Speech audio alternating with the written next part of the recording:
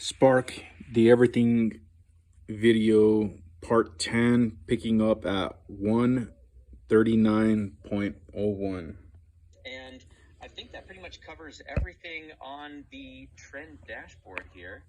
So yeah, I believe that covers it. So again, if you have any questions on any of this, feel free to give us a call or shoot us an email. But we're going to go ahead and move on now over to the cost data side. So I'm going to go ahead and click on cost data. Okay, so now we're on the cost data side, and you can see down here in the bottom, it tells you that we have partnered with Dwelling Cost to get our cost data. So they are the company who provides us with our cost data. Essentially, what you're going to do in Spark is fill in some information, and then Spark will go grab the cost data results from that information and then put it on your screen, and then also put that into your report. And the first thing you do, like it says right here, is you just click this plus sign to get started adding the property information.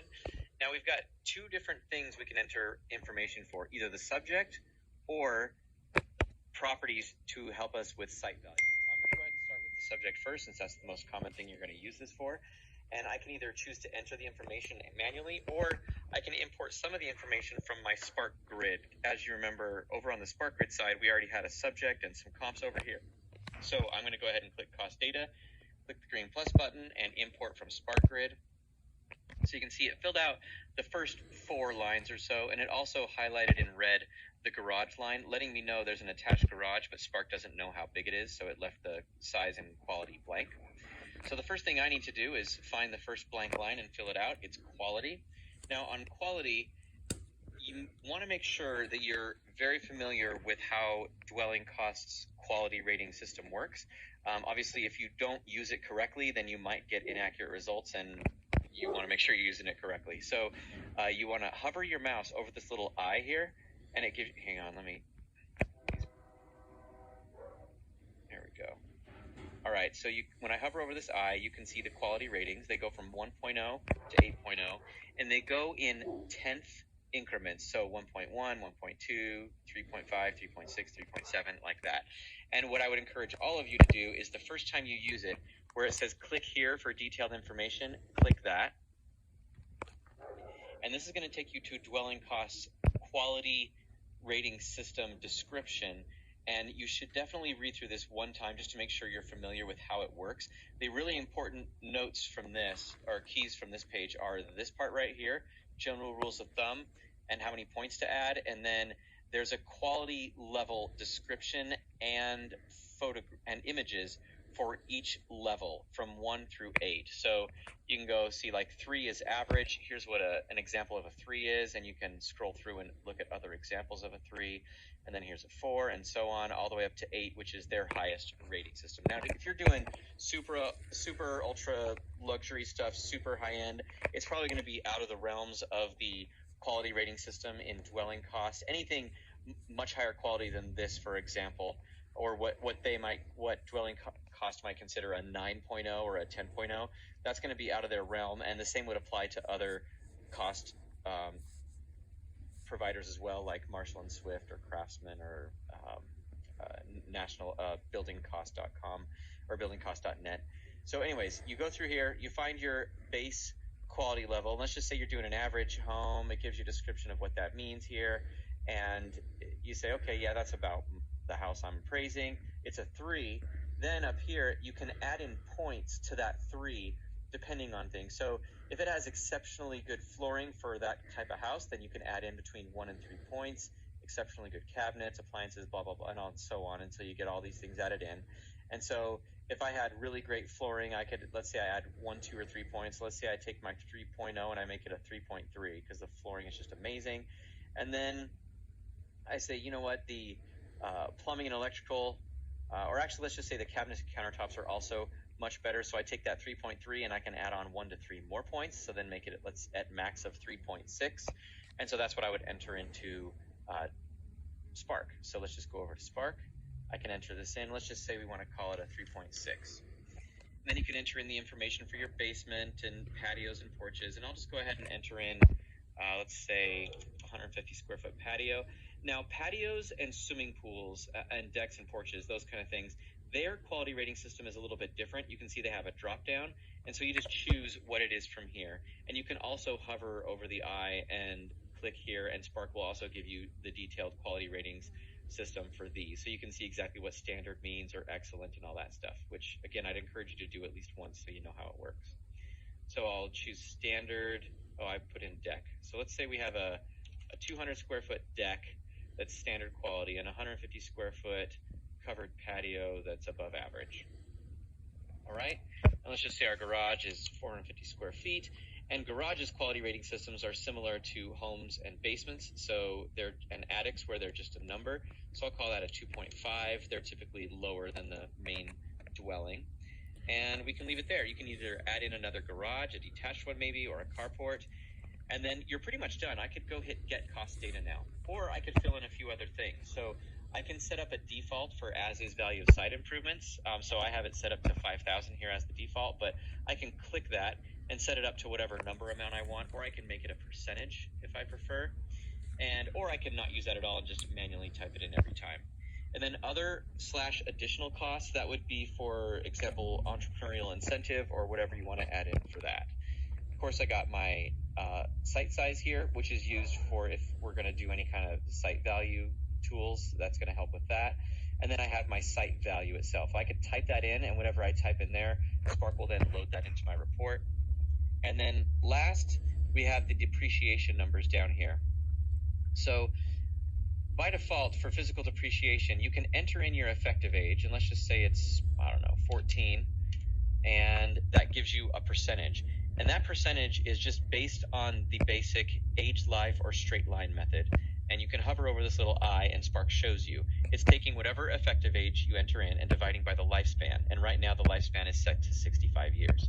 If you don't like 65, you can just click on physical depreciation and change that to whatever you want it to be for that particular home that you're doing, that you're appraising. Okay, so I've got my physical depreciation in here. I don't have any external or functional, so I'm just going to go ahead and leave it as it is, and then hit get cost data. All right, so now we have the cost data results filled in here. So you can see it says the dwelling is $109.11 a square foot. That gives us $182.5. And by the way, you hover over any of these little eyeball icons and they show you the math.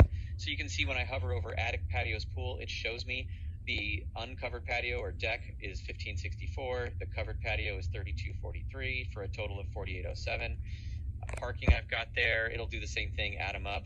Cost to build new, it shows you all the math when you hover over it. And by the way, all this math is also going to go into your actual digital work file, so you don't have to worry about remembering this or writing it down or taking screenshots. It's all going to go into your work file. We have the depreciation here, and then we have the fully depreciated cost, taking the cost to build new and subtracting depreciation, add in site improvements, any entrepreneurial incentive, site value, and this is what we're left with. And then I could just go hit export and then send this all into my report. Now, this number obviously is a bit low because I still haven't included any site value, and I'm going to go ahead and show you the site value tool now. So if you're not sure what the site value is and you want a little help with that, then you can do a couple different things in Spark. You can either take advantage of our allocation tool or the site extraction tool. Now, what I'm going to show you first is the allocation tool because it's the quickest and easiest to use. So you can click this green plus button, and then it says site value. And do you want to enter the property manually or import properties from the Spark grid? So I'm going to import them from the grid because that's way easier than typing them by hand. And then so basically Spark can help you using 3 different methods: vacant land, site extraction, and allocation. Vacant land just means that you can enter in some information on a few vacant land sales, and Spark will show you a little chart of the data and it makes it kind of easy for you to visually line up what you want to call the your opinion of site value for the subject based on those vacant land sales. It also will automatically calculate the site value from each property based on adjusting it for the subject's site size compared to the site size of each of those properties. I'll show you what I mean by all that in a minute here in case that didn't make sense. But I'm going to go ahead and say no, we don't have vacant land sales. And I'm going to say no to site extraction, which means it's automatically going to perform allocation. All right, and then it says go ahead and tell us which properties you want to bring over. I'm just going to bring over all the closed sales, why not? And then hit import, and then done. Now here, if you want to, you can adjust the sales. So if you want to adjust them for market condition differences like time adjustments or maybe concessions or something, you can do all that right here. I'm going to go ahead and hit done. And now essentially what you're left with here is you have this chart of a bunch of blue dots and a bunch of red dots. Now the blue dots represent the actual extracted site value for each of those 9 properties. You see property 1 all the way up to property 8 here. And then we have also the average, median, and then the regression number right there. So if I just said, oh, you know what, I just want to call it somewhere in the middle because they're all pretty similar to my subject, then I would look at average or median, and I can just bring my little slider bar right here and put it over those average and median dots if I want to, and it says 53,000 or 54 or whatever I want. Now, what I can also do is look at the red dots, and what the red dots are is what I was just talking about a minute ago, where you can actually adjust the blue dots, which are the extracted, or in this case, the site value from allocation. It takes those numbers and it does a little bit of math on them to adjust them to the size of your subject's site. So you can see when I hover over this dot right here, it shows me in blue site value 52,867, which is this blue dot right here. And then it shows me in red adjusted site value 58,584, which is this red dot. And it also shows you the math, which is $7.02 per square foot times the number of square feet in the subject site. And you can also switch this to acres if you want to use acres. And so you can see the subject site also in that window at the top says is 75. I'm sorry, the site for the property is 7528. So essentially what Spark did was it took the 52,867, divided it by the size of that lot, which is 7528, and it gets $7.02 a square foot. Then it multiplies that by the size of the subject's site, which is 8342, and that's how it gets the 58,584. And so it does that for each of the properties, and that's what the red dots are. So in most cases, the red dots have been adjusted, or in all cases, I should say, the red dots have been adjusted to your subject site. So in most cases, that should be more accurate to look at than the blue dots. So I can then go and say, you know what, I want to actually call it right up here somewhere, maybe closer to what the red dots, the middle of where the red dots are, or maybe you can say, you know what, actually property 2 is almost identical to my subject, so I want to place most weight on that. So you can then put it right there and call it 61.5 or 62 or whatever you want to call it. Let's just leave it there, and then you're done. And then you have 62,000. I can click back on cost approach right here. It takes me back there, and you see my total from cost approach is 227 now. It was 160 something, and it added in that site value, and it brought it right there and there and filled it in. So now I can hit export and load all that into my report. Now, the other thing I'm going to show you is site extraction. And site extraction does take a bit more time, but it just... Okay, I'm ending it at 1 hour, 51 minutes, and 38 seconds.